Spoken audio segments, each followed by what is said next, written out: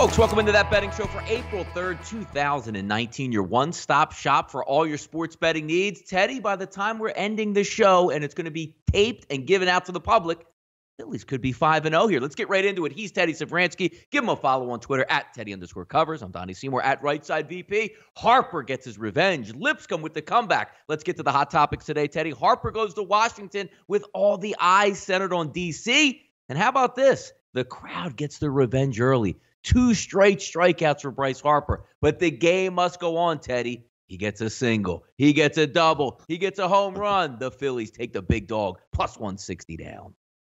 Yeah, and I mean, Philly at plus 160. I don't know how often we're going to see that this season, but wasn't close last night. Obviously, lots of respect for Max Scherzer. Scherzer only lasted 5 in that ballgame. The Nats bullpen behind him was not good. But we look at these early season MLB standings. Yeah, the Phillies are on top, but they're upside down in a lot of ways. Look, the Orioles are 4-1. They're supposed to be the last place team in the AL East. The Mariners are 7-1. The Red Sox are 1-5. The Yankees are riddled with injuries. The Astros are hitting about 100 with men in scoring position. The Angels look awful.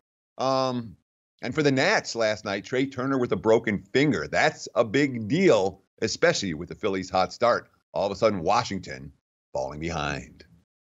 Now, it was interesting to watch last night, too, because and some things I always joke with, like, my friends, and you'll DM a couple people. It seems like Max Scherzer has been good for the last 20 years and will continue to be really good for the next 20 years and beyond. Watching that game last night brought up a couple interesting things. The one thing I want to ask you, Teddy, because we're still early in the season, so a lot of people still floating based on last year's statistics, who had the better offseason coming in. Talk about for just a moment here, Teddy, some of these teams still lined as if they're in peak form and ready to go.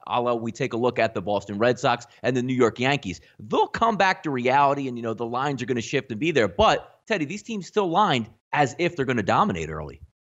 Sure, and in theory, that's the way you're supposed to be making money right now betting baseball, is taking teams that are lined as last year's teams, but betting this year's teams. The Red Sox obviously being a class example. Boston with an early World Series hangover, let's put it that way. It hasn't started out well for the Red Sox. They're certainly not alone in that regard. Last year's teams are last year's teams, guys. This year's teams are this year's teams. Be aware, because obviously, if you're betting last year's team so far in MLB action, you're probably not off to a particularly good start in baseball. Teddy, magic tricks going on all over the NIT yesterday. Leads disappearing left and right. And if you were left holding the bag at Wichita State, looking at the clock with about 7 minutes to go, saying, hey, man, getting my +1 right here, looking pretty good, up double digits. That goes away. An amazing run by Lipscomb, a 21-3 run to end the game, to not only win the game, but cover for their backers. Texas -1 walks to an easy victory in the Garden last night in the NIT Final Four. But I've been there. We've all been there. But if you were on the opposite side last night and you had Lipscomb, those feel real good, Teddy. Oh, no doubt. And again, you're down double digits with 7 minutes to play. Comebacks happen. They will happen. It didn't feel like that was coming for Lipscomb last night. It really didn't. Wichita State shut them down defensively for most of that contest, but Shockers couldn't hit anything down the stretch. When you score 3 points over the last 7 minutes of the ball game, you're going bye-bye. That's what happened to the Shockers last night. As for Texas, that was pretty easy against TCU. I was surprised at all the early support for TCU. Obviously, Texas with the wire-to-wire job. They'll be playing for an NIT title in Madison Square Garden on Thursday. Teddy, we talked about the Warriors just about every single day that they play, and we highlight them and talk about how much they burn money. Didn't burn too much money last night, making money for their backers at home. Cruised wire to wire with an easy cover, 116-102. But more importantly, looking forward to the playoffs, the Warriors now sit 2 full games above that second seed Denver Nuggets, just in case they match up in the finals of the Western Conference. Obviously, you would like to get that home court advantage, but an interesting game last night. They came to play and took control, Teddy, right away. Yeah, and I mean, there have been a lot of red flags for the Nuggets lately.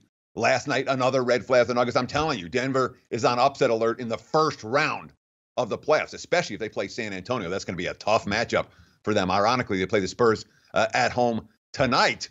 But Golden State is the class here. We knew that. We know that. Last night, they showed it. They've had a big problem covering back-to-back games all year. They've had a big problem covering in any role other than Big Chalk all year.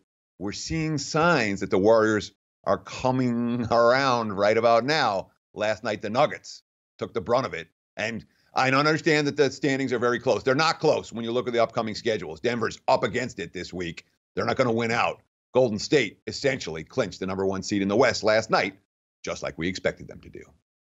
Overnight line movers here at SBRodds.com. On that betting show, the single best place to check on the internet is SBRodds.com. These lines are changing each and every day, especially for Major League Baseball season, which we'll get into just a few moments. Later in the show, we're going to break this game down a little bit more. But taking a look, game 2 here, Teddy, in the CBI is on the move. Opened up markets right around that 4.5 range, now sitting at -6, some 5.5s out there. Before we break it down, Teddy, just a quick word to the wise here. Obviously, it's a 3-game series. One of those things that comes in now, Teddy, where you see the line and it's on the move, factoring in a little bit more as a quote-unquote must-win here for DePaul? It is a must-win for DePaul. Otherwise, their season is home. Their season is over, I should say. But a lot of this comes into the way the first game played out. You know, it wasn't like South Florida had an edge over DePaul in that game. They had a shot at the end to win it. But, you know, we'll talk about that later.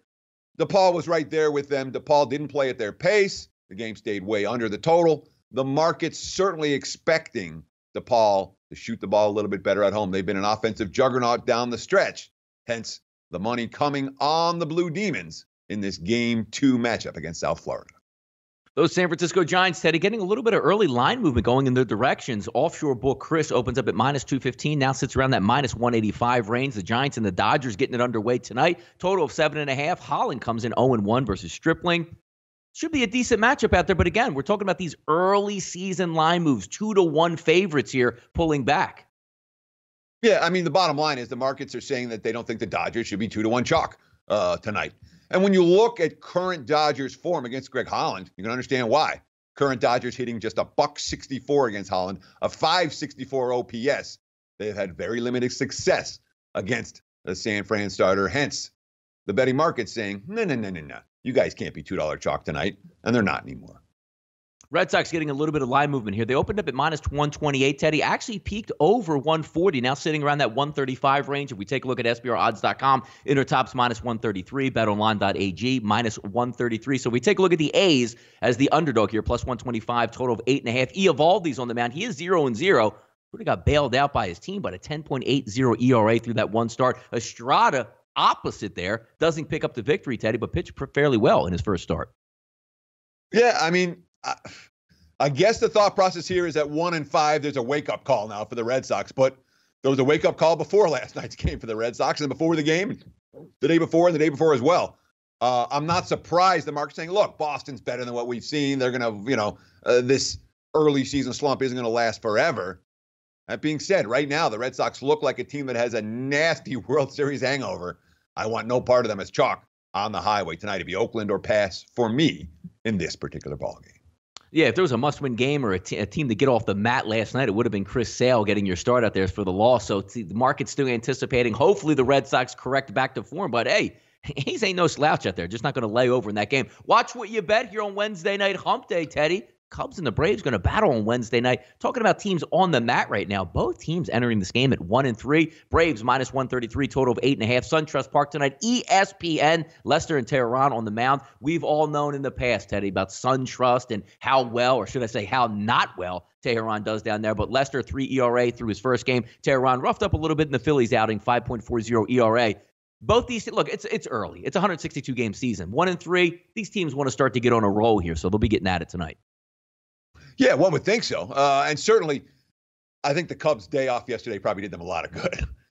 Their loss in the opener was as ugly as it gets. 6 errors in that ballgame. They stranded 10 runners on base. Lousy at-bats throughout. Lousy pitching throughout. Lousy feeling throughout. Infielder David Bowe, well, quote, "We're saying it's only on April Fools does a game like that happen. That's why we got 158 left to go. We'll be all right." Certainly agree with that. Certainly like John Lester early in the season. He's had a pretty good track record against this Atlanta Atlanta lineup. 6-2 with a 2.47 ERA and 9 career starts against him. Although we haven't faced him since 2017. He has pretty good track records against a lot of those Atlanta hitters. You talk about Julio Tehran. He had a bad loss in his debut against the Phillies. We're talking about a guy that, as you mentioned, has had his share of issues. He has owned Chris Bryant. He struck him out 5 times in 11 matchups. But I'll tell you what, You know, the Cubs off a complete garbage game with the day off. That's the only way I could look in this one. I understand that the Braves are a bet-on team, and I'm confident that Atlanta's not going to be in this funk forever. Certainly signing Acuna to the long-term deal helps that locker room. You know, we're paying our guys, but Cubs off a dismal showing with the day off, to me, is the way to look in this one. It'd be Chicago or pass for this better. Taking a look here, Teddy. Obviously, we said there is day Major League Baseball. Just popped on Milwaukee and Cincinnati, so we got a nice day slate. Flows right into the night, but we do have some playoff mode basketball here, Teddy, to talk about in the NBA, and that's with the Celtics and the Heat. Roughly to pick them right now, you can get at certain sports books. This is why we talk about shopping around. Right now, Teddy, Pinnacle showing a -1 in the favor of the Miami Heat. But then Offshore Book Chris at -1 in the favor of the Boston Celtics. 7:30 tonight, American Airlines Arena from Miami, Florida. Boston Celtics 35-41 against the number on the season. 8-15 against the spread on the road as a favorite. And the Miami Heat coming in at 41-34 against the spread. But how about this, Teddy? If they are going to be lined as a dog at tip, 25-12 against the spread as an underdog this year. Doesn't look like tonight, Teddy. I know last game we talked about it. You had a lot of fun with a Bam Adebayo three-pointer at the gun. We'll see if we get some of these fireworks tonight. Yeah. Bam Bam. I will send him a Christmas card. You can count on it this year. Really enjoyed his meaningless three at the buzzer in the first set of this home-and-home series between the Heat and the Celtics. And Boston dominated that game for extended stretches. They were up early. You know, they were hitting everything in the first quarter. Miami looked lost. I think the lead got up as 20 or 21 or early on in that game. And the Heat just kept chipping. Ended up coming in just under the number. Now, look, playoff intensity, you betcha. Miami holds the number 8 spot in the East. They're only a half game ahead of Orlando. They're in this tight matchup, you know, with Brooklyn in the mix, obviously, Detroit in the mix. It's a battle. Every win matters. And, of course, Orlando plays the Knicks tonight. So that half-game lead, well, we'll see how it holds. Eric Spoelstra following the game the other night. Obviously, the guy showed some grit. It looked like we were shell-shocked in the first 6 or 7 minutes. Boston came out with a great deal of energy. The final 3 quarters is what's necessary for the entirety. This is all hands on deck, Spoelstra quote. Whatever's necessary. We're fighting, scratching, and clawing to try to get in this darn thing. Every game is like a playoff game. For Boston, every game's not quite a playoff game yet. Not yet. You know, yes, they hold the tiebreaker edge over the Pacers for the 4 seed in the East. If Boston's the 5 seed in the East, they're still going to beat Indiana. They do play at Indiana on Friday night, a potential look ahead. But last but not least, we spend all this time talking about the handicap and the handicap and the handicap. But what Donnie was talking about with the point spread, all right, where you can get a +1 on either team right now. Yeah, it's only going to come into play once or twice out of 100 games. But you know what? You turn 2 pushes into wins out of 100, 2 losses into pushes. See what that does to your bankroll. It's extraordinary, the difference. Let's talk about 4 plays out of 100 for shopping around lines.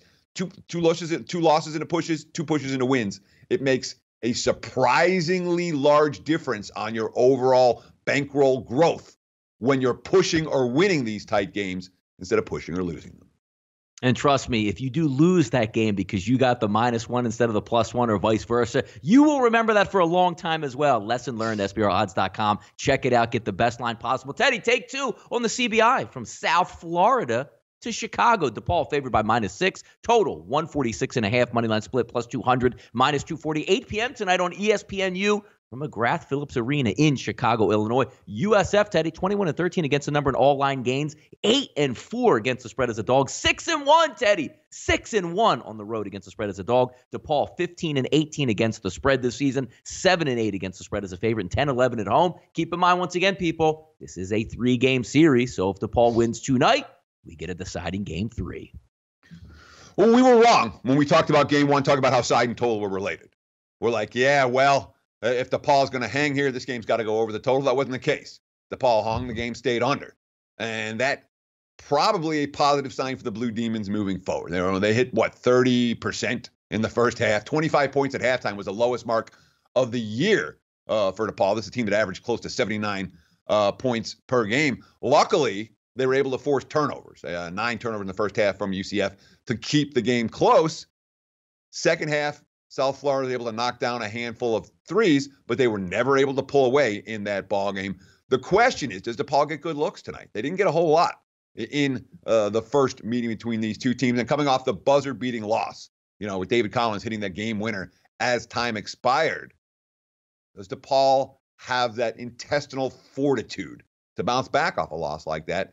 Not necessarily easy for the Blue Demons to cover a number like this in a game, in a series that has been obviously game one as close as it gets. No surprise here if game two is fairly close down the stretch as well. I don't trust DePaul to cover this number, especially not after the line move. Teddy, off the mic segment today, we can have a little bit of fun here because the land of make-believe, or, when you go to the Magic Kingdom, you step out of reality, and see what's going on with fantasy. Well, maybe it could be going on again in Orlando here, Teddy, when we saw UCF not win the national championship on the field, but somehow celebrated on the field and hang banners in their stadium. We saw the AAF go down yesterday for the count, but Steve Spurrier, who somebody called on the side and interviewed him, says, you know what? We should be champions in this league, Teddy. Can we go 7-1 on the season, be crowned the champion if it's not decided on the field? Always interesting in Orlando, Teddy, the land of make-believe. Yeah, Spurrier, I appreciate it. First of all, let's appreciate the job that Spurrier did for Orlando this year. You don't get 7-1 in this league by accident. His quote, we're all disappointed, but on the other side, we get to be the champs, right? We're 7-1. The next teams are 5-3. Some of us didn't get into the alliance to advance our careers, but the players, I'm more disappointed for all the players that believe this is my chance to show people this, that, and the other that I can play this game. Although a lot of them will get opportunities, they've shown enough. Spurrier also, if I never coach again, I went out a winner. But for the players and the assistant coaches, it's a bummer. I agree. And again, it all comes down to expectations. This is a league that were getting 400,000, 500,000 viewers, 4 games. They had a little bit of a bump with, the Johnny Manziel factor and went to Memphis. There were positive signs, but the expectations were simply too high. I don't understand it. All that being said, guess who gets screwed out of this deal? You know who gets screwed. The players get screwed. They're supposedly being forced to pay for their own travel back home, according to Sports Illustrated. No team flight back home. Good luck, guys, off a road game. That's a screw job. And then, of course, when it comes to sports books, looks like all of the future bets for AAF will be refunded once the league's demise becomes official. Sports books don't get to keep that. They'll refund any AAF future book money that you've gone down on because the league no longer exists. That's the right thing for sportsbooks to do, and they're doing it without any question or pause. Teddy, we're going to make you an odds maker right now. So considering the fact that the league folded up, entered into some sort of probably bankruptcy and liquidation here where the players weren't even afforded tickets to go home, whether by bus, whether by train or plane, what are the chances that the Apollos, Teddy, can get championship rings funded by the league? Set those odds. I'll put the no at minus 10,000. No at minus 10,000, Teddy. That's about the same odds you're going to get with us having a show tomorrow right here at SBRodds.com on That Betting Show. It's a guaranteed lock. Thank you for tuning in for April 3rd, 2019, your one-stop shop for all your sports betting needs. And today, Teddy, we did it in under 20 minutes. He's Teddy Savransky. Give him a follow on Twitter once again at Teddy_Covers. I'm Donnie Seymour at Right Side VP. We'll be back tomorrow, one step closer to the Final Four. Have a good night, fellas.